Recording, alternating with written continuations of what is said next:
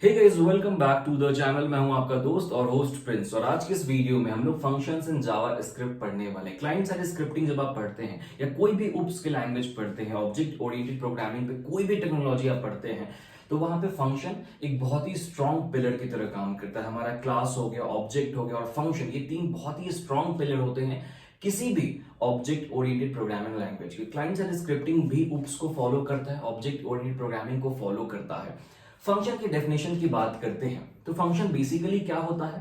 Function का मतलब होता है modularity, modularity in our program. Then हम डिक्लेरेशन की बात करेंगे, डिफाइन करेंगे फंक्शन को टेक्निकल वर्ड्स में, यूज क्या है, रियल वर्ल्ड एग्जांपल्स के, ये सारी चीजें हम लोग इस लेक्चर में देख रहे होंगे। अगर आपने फंक्शंस के पहले किसी भी प्रोग्रामिंग लैंग्वेज में नहीं पढ़ा है, फिर भी आपको स्टिल ये टॉपिक बहुत ही अच्छे से समझ में आने वाला है। यहाँ पे हम लोग बेसिक टू एडवांस देखेंगे किस तरीके से हम फंक्शंस को यूज करते हैं। उसके बाद मैं आपको अपने लैपटॉप पे बताऊंगा नेक्स्ट लेक्चर में फंक्शन के प्रोग्राम के बारे में, फंक्शन के प्रोग्राम को रन कैसे कराते हैं, या फिर आपके पास कोई भी प्रोग्राम अगर आता है और वहां पे ऐसा लिखा होता है कि सॉल्व दिस प्रोग्राम या write a program to perform this operation with the help of functions, तो हम वो भी कर पाएंगे बहुत ही आसान तरीके से। इस लेक्चर को स्टार्ट करने से पहले मैं आपको छोटी सी चीज बताना चाहता हूँ। हम लोग 2 दिन का वर्कशॉप प्लान कर रहे हैं क्लाइंट साइड स्क्रिप्टिंग के ऊपर, जिसकी लास्ट डेट है कल एनरोलमेंट कराने की। अगर आप उस वर्कशॉप में इंटरेस्टेड हैं, उस वर्कशॉप में हम लोग अपनी कंप्लीट क्लाइंट साइड स्क्रिप्टिंग को पढ़ रहे होंगे। देन हम लोग सारे थ्योरेटिकल प्लस प्रोग्रामिंग के कॉन्सेप्ट को वहां पे देख रहे होंगे। अगर आप चाहते हैं अपने एग्जाम के लिए प्रिपेयर होना क्लाइंट साइड स्क्रिप्टिंग के लिए, तो आप इस वर्कशॉप को ज्वाइन कर सकते हैं। सिंपली नीचे मेरा नंबर है, आप वहां पे मुझसे कांटेक्ट कीजिए। इंटरेस्टेड इन सीएसएस सेमिनार आप लिखिए, आपको सारी डिटेल्स मिल जाएंगी। स्टार्ट करते हैं हम लोग आज के लेक्चर के साथ। सबसे पहले हम लोग जानते हैं फंक्शन की डेफिनेशन क्या होती है, फंक्शन होता क्या बेसिकली। एक एग्जांपल लेते हैं कि आप कोई भी प्रोग्राम परफॉर्म करें, कोई भी प्रोग्राम लिख रहे हैं, सपोज करो उसमें 4 हमारे पास अलग अलग टाइप के ऑपरेशन परफॉर्म करने हैं। Just call A B C D. हमारे सॉफ्टवेयर में ये 4 टाइप के अलग अलग फंक्शंस हैं। फंक्शन यहां पे हम लोग इस फंक्शन को नहीं बोलेंगे, बेसिकली फंक्शनैलिटीज हैं। 4 अलग अलग टाइप के फंक्शनैलिटीज हैं, A B C and D. इस 4 टाइप के ऑपरेशन को आपको परफॉर्म करना है 100 ऑब्जेक्ट्स पे, मतलब 100 स्टूडेंट्स पे। फॉर एग्जाम्पल ये मार्क्स है, A subject, B subject, C subject और डी सब्जेक्ट। हमारे पास यहाँ पे 4 सब्जेक्ट्स हैं, ठीक है, और हमारे पास यहाँ पे 100 स्टूडेंट्स हैं। अगर हमें ये 4 ऑपरेशन इस 100 बच्चों के लिए परफॉर्म करना है, ठीक है, तो हम एक काम क्या कर सकते हैं कि हम इन 100 बच्चों के लिए सेपरेट इस 4 ऑपरेशन को परफॉर्म करेंगे। फॉर एग्जाम्पल अगर आपको इस ऑपरेशन को परफॉर्म करने में, ए ऑपरेशन को परफॉर्म करने के लिए जो लाइंस ऑफ कोड होते हैं वो 2 लाइंस कोड होते हैं। बी में 3 लाइंस आपको लगते हैं, इसमें 4 लाइन, इसमें 5 लाइंस, ठीक है। ये ए ऑपरेशन है जिसमें हम 2 लाइन का कोड लिखते हैं, बी में 3 लाइन, 4 लाइन और डी में 5 लाइन का कोड लिखते हैं। अगर आपको इसको 100 बच्चों के लिए परफॉर्म करना था तो टोटल आपको कितने लाइंस ऑफ कोड लिखने पड़ेंगे? ए के लिए 100 इंटू 2, उसके बाद बी के लिए 100 इंटू 3, सी के लिए 100 इंटू 4, उसके बाद 100 इंटू 5। अगर आप टोटल इसको ऐड करेंगे बिना फंक्शन का यूज करके तो कितना हो जाएगा? ये 200 plus 300 plus 400 plus 500। Total line of code कितने हो गए? 900, 1200, 1400 लाइंस ऑफ कोड हो जाते हैं आपके।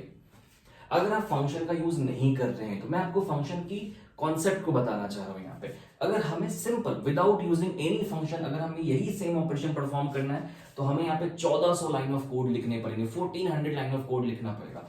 हमारे पास केवल यहाँ पे 4 अलग अलग फीचर्स हैं, हमें बस ये 4 ऑपरेशन को परफॉर्म करना है 100 बच्चों पे। हमने बहुत ही छोटा सा एग्जांपल लिया है, बट रियल वर्ल्ड एग्जांपल में ऐसा नहीं होता। रियल वर्ल्ड एग्जांपल में आपके पास हजारों फंक्शंस होते हैं, हजारों फीचर्स होते हैं आपके सॉफ्टवेयर में।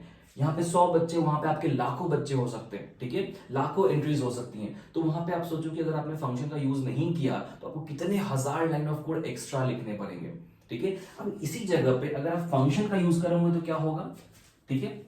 फंक्शन बेसिकली आपके प्रोग्राम में मॉड्यूलैरिटी प्रोवाइड करता है, मॉड्यूल्स में डिवाइड करता है। आप हर एक फीचर के लिए अपना एक अलग फंक्शन बना सकते हैं और उस फंक्शन को जब चाहें अपने प्रोग्राम में कॉल कर सकते हैं जरूरत के हिसाब से।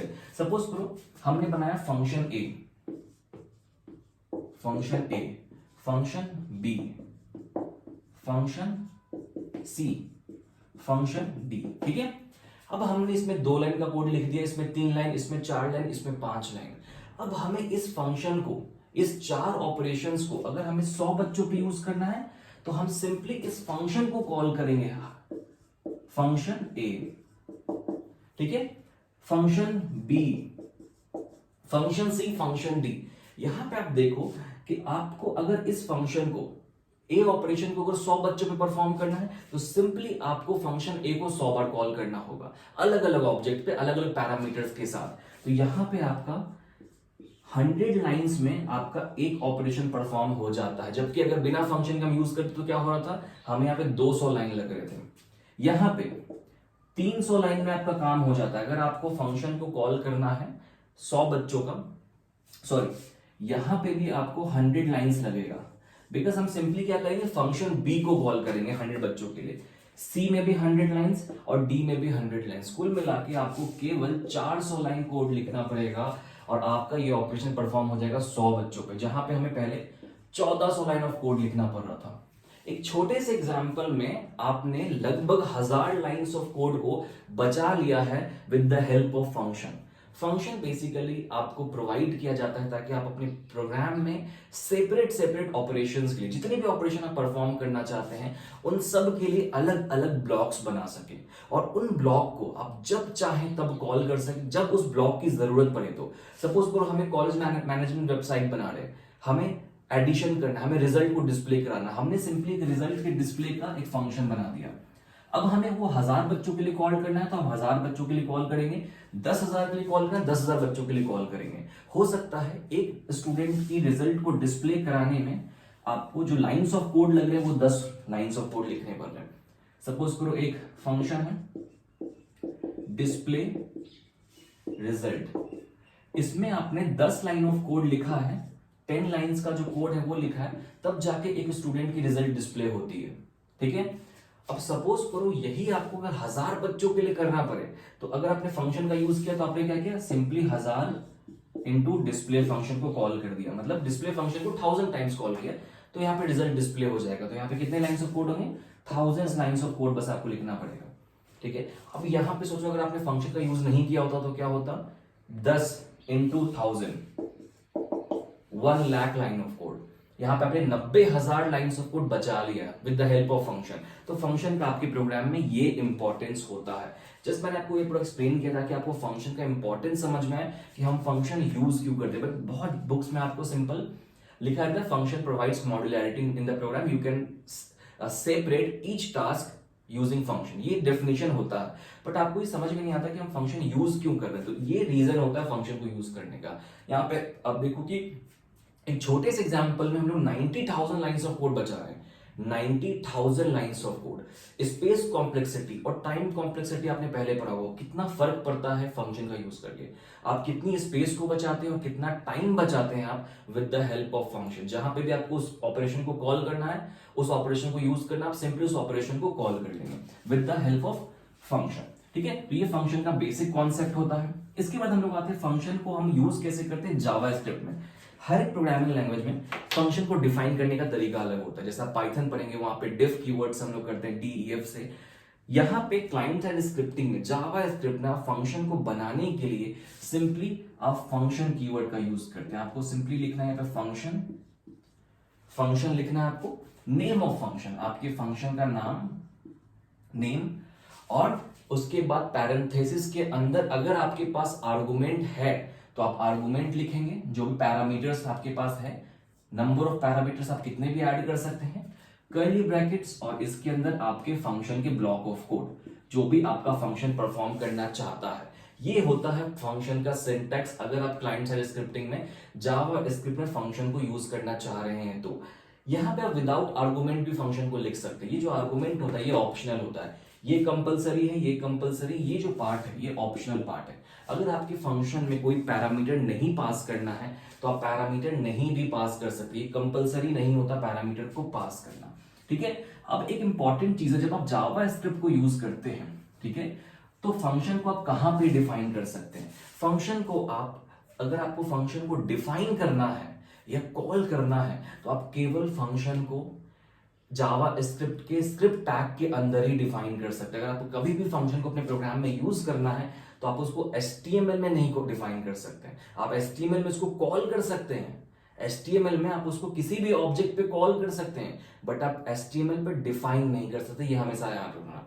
कई बार आपसे आपके एक्सटर्नल्स में या फिर ओरल्स में आपसे एक क्वेश्चन पूछ लिया जाता है कि हम फंक्शन को जावास्क्रिप्ट में क्या HTML में डिफाइन कर सकते हैं, तो HTML में आप फंक्शन को डिफाइन नहीं कर सकते। आप HTML के अंदर फंक्शन को कॉल कर सकते हैं, उसके लिए भी हमारे पास डिफरेंट मेथड्स होते हैं कॉल करने के। आप डायरेक्टली मेथड को किसी भी फंक्शन को HTML में कॉल नहीं कर सकते, उसके लिए हमारे पास डिफरेंट तरीका है उसको कॉल करने का, वो हम लोग नेक्स्ट लेक्चर में देखेंगे जब हम लोग उसके प्रोग्राम को देख रहे होंगे तो। ठीक है, अब मैं आपको सिंपल से एग्जांपल बताता हूं कि आप स्क्रिप्ट टैग के अंदर फंक्शन को कैसे लिखते हैं। जैसे हमने पहले भी स्ट्रक्चर देखा है प्रोग्राम का, HTML के साथ, स्क्रिप्ट के साथ। अगर आपने वो स्ट्रक्चर नहीं देखा तो आप पहले की वीडियोस जाके देखो, इस प्लेलिस्ट में फर्स्ट लेक्चर से लेकर हमने 12 लेक्चर्स अभी तक अपलोड किए हैं, वहां पे हमने स्ट्रक्चर की बात करी है फंक्शन की, ठीक, एक HTML की। तो आप स्ट्रक्चर को जाके देखो। यहाँ पे मैं बस आपको स्क्रिप्ट टैग बताऊंगा। आपको स्क्रिप्ट टैग ओपन करना है और स्क्रिप्ट टैग के अंदर आपको फंक्शन को लिखना है। अब आप ये जानते हैं कि HTML में स्क्रिप्ट टैग आप बहुत जगह यूज कर सकते हैं। मतलब जरूरी नहीं कि आप, अगर आपने हेड में स्क्रिप्ट को यूज किया तो आप बॉडी में स्क्रिप्ट को यूज नहीं कर सकते, ये कोई जरूरी नहीं है। ठीक है, तो अगर आपने स्क्रिप्ट में किसी फंक्शन को डिफाइन किया है तो आप उस फंक्शन को कहीं भी कॉल कर सकते हैं स्क्रिप्ट टैग के अंदर। सपोज करो ये मेरा हेड है, हेड सेक्शन में हमने एक फंक्शन बनाया, फंक्शन हेलो।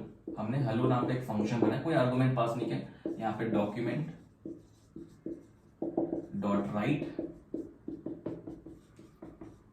Hello world. ठीक है, हमने ये फंक्शन बनाया। ओके, हमने एक फंक्शन को क्रिएट कर लिया, कर्ली ब्रैकेट्स हमने क्लोज कर देते हैं, हमने इस स्क्रिप्ट टैग में फंक्शन को क्लोज किया। अब इस फंक्शन को अगर आपको डायरेक्टली कॉल करना है स्क्रिप्ट टैग में, अगर आपको इस फंक्शन को, इस हेलो वर्ल्ड को प्रिंट करना है अपने वेब पेज पे, तो आप इसको कैसे करेंगे?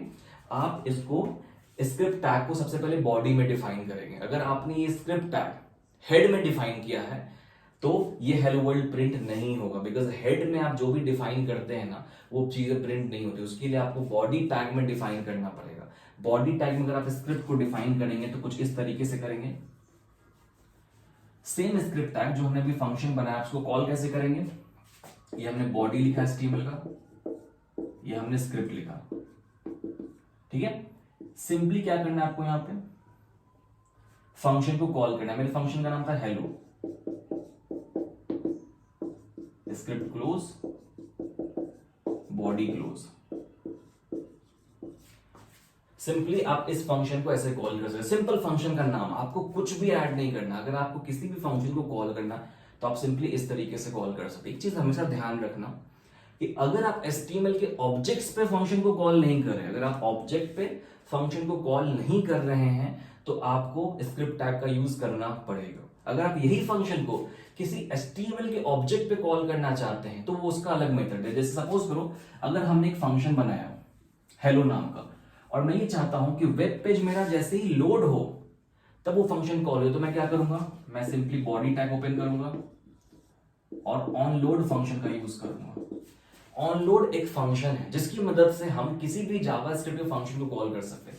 तो मैं यहां पे डबल कोट में लिखूंगा अपने फंक्शन का नाम। तो जैसे ही आपकी वेबसाइट लोड होगी ये हेलो वर्ल्ड प्रिंट हो जाएगा, क्योंकि हमने बॉडी में ही फंक्शन को कॉल कर दिया। ठीक है, अब सपोज करो आपको किसी फंक्शन को बटन पे कॉल करना है तो उसके लिए भी हमारे पास ऑन क्लिक है, ऑन डबल क्लिक है, ये सारे मेथड्स हमारे पास पहले से बने बनाए हैं, जिसको हम लोग को नेक्स्ट चैप्टर में पढ़, जब आप फॉर्म इवेंट को पढ़ेंगे तो आपको ये चीजें डिटेल में वहां पे पढ़नी होंगी। ठीक है, यहाँ पे आपको बस सिंपली फंक्शन को क्रिएट करना और फंक्शन को कॉल करना। तो फंक्शन को अगर आपको डिफाइन करना, आपको मैंने सिंटेक्स बता दिया है।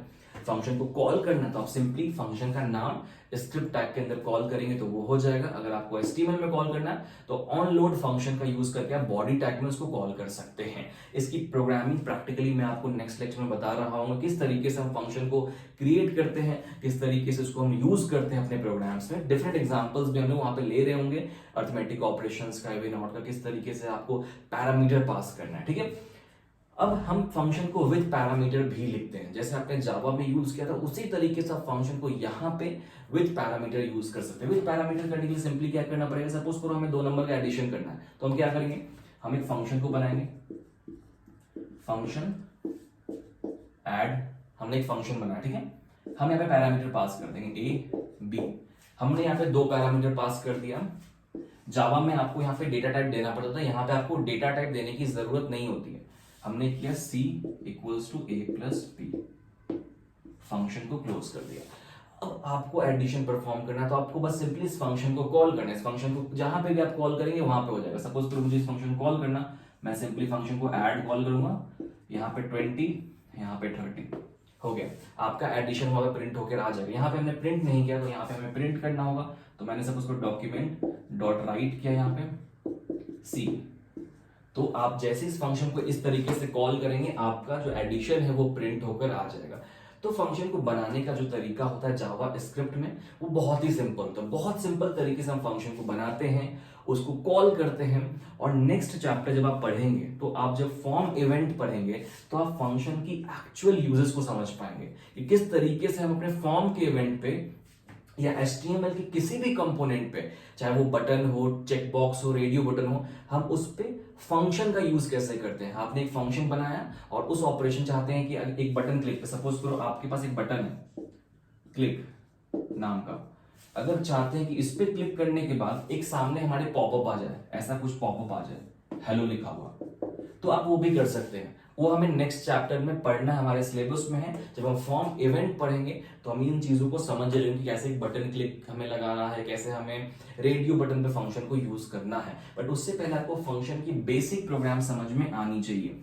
फंक्शन की बेसिक प्रोग्राम के लिए आपको नेक्स्ट लेक्चर हमारा देखना होगा, जहां पे मैं फंक्शन के कम से कम 5 से 6 डिफरेंट एग्जाम्पल्स बताऊंगा जो एग्जाम के लिए बहुत इंपॉर्टेंट होगा। आपके एग्जाम के लिए जो एग्जाम्पल्स मैं बताऊंगा वो सारे एग्जाम्पल्स एग्जाम में आ चुके हैं पहले जावास्क्रिप्ट के, तो वो सारे एग्जाम्पल्स मैं आपको नेक्स्ट लेक्चर में बता रहा हूँ। सारे एग्जाम्पल्स को हम लोग बहुत अच्छी तरीके से समझेंगे, प्रैक्टिकली परफॉर्म करके देखेंगे कि किस तरीके से हम लोग फंक्शन को वहां पर यूज करते हैं। तो थ्योरेटिकल कॉन्सेप्ट फंक्शन के बारे में बस इतना ही पढ़ना है कि फंक्शन क्या होता है, किस तरीके से डिक्लेयर करते हैं, किस तरीके से डिफाइन करते हैं, किस तरीके से कॉल करते हैं। अब क्योंकि ये सब्जेक्ट पूरा प्रैक्टिकली है, ठीक है, बस प्रोग्रामिंग है, तो इसलिए मैंने जैसे आपको प्रॉमिस किया था कि मैं आपको प्रैक्टिकली भी पढ़ाऊंगा, तो मैं हर एक प्रोग्राम को प्रैक्टिकली ऑलरेडी ले रहा हूं। आप पहले के वीडियोस जाके देखो, मैंने सारे प्रोग्राम्स को प्रैक्टिकली बताया है, इसको भी मैं प्रैक्टिकली बताऊंगा। व्हाइट बोर्ड पे बताने का बस सिंपल सा पर्पस ये होता है कि आपको थोड़ी क्लैरिटी मिल जाए कॉन्सेप्ट वाइज, ताकि आप एग्जाम में लिख पाए, एग्जाम्पल्स दे पाए। और प्रोग्राम के लिए हम लोग विजुअल स्टूडियो कोड पे प्रोग्राम को रन कराएंगे, तो आपको और ज्यादा चीजें समझ में आएंगी। आज के लेक्चर में इतना ही। फिर से मैं एक बार रिपीट कर रहा हूं कि अगर आपको क्लाइंट साइड स्क्रिप्टिंग की सारे कॉन्सेप्ट्स को देखना है तो इस चैनल पे मैं वीडियोस डाल रहा हूं। इस चैनल के प्लेलिस्ट को जाके आप फॉलो करो। इस चैनल का एक प्लेलिस्ट बनाया है मैंने, client side scripting for MSBT। आप उस प्लेलिस्ट को फॉलो करो, वहां पे आपको सारी वीडियोस मिल जाएंगी। और आने वाली वीडियोस के लिए आपको चैनल को सब्सक्राइब करना पड़ेगा, ताकि आपको आने वाली सारी वीडियोस भी टाइम पे मिलती रहा करे। और वर्कशॉप अगर आपको अटेंड करना है 2 दिन का, तो आप सिंपली डिस्क्रिप्शन में मेरा नंबर है, आप वहां पे मुझसे कॉन्टैक्ट कर लो। मिलते हैं हम लोग नेक्स्ट लेक्चर में। तक के लिए गुड बाय।